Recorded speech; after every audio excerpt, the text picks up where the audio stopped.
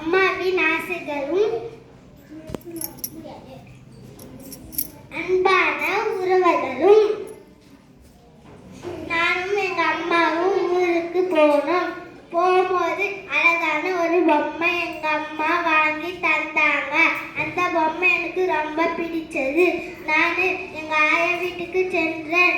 அப்ப எங்க மாமா எனக்கு பொம்மை கார் ரிமோட் பொம்மை வாங்கி தந்தாங்க.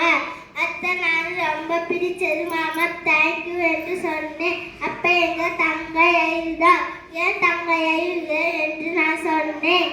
மாமா எனக்கு ஒரு பொம்மை வாங்கி தாங்க என்று சொன்னார்.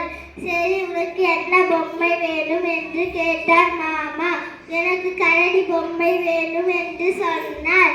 மாமா எனக்கு இப்போ வேணாம் என்று நான் சொன்னேன். எனக்கு பர்த்டே வரும்போது எனக்கு தாங்க என்று நான் சொன்னேன். எங்க மாமா என்று சொன்னார். அப்ப என் பர்த்டே வந்துச்சு. அப்ப என் ஃப்ரெண்ட்ஸுங்கெல்லாம் வந்தாங்க.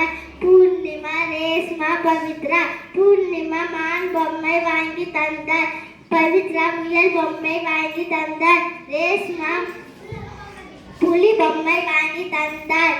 எங்க மாமா ரிமோட் கார் வாங்கி தந்தாங்க.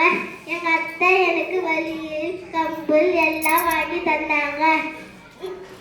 எல்லாரும் வாங்கி தந்ததுக்கு நன்றி என்று சொன்னேன். அப்புறம் எங்க அம்மாவும் நானும் என் தங்கையும் ஊருக்கு போனோம்.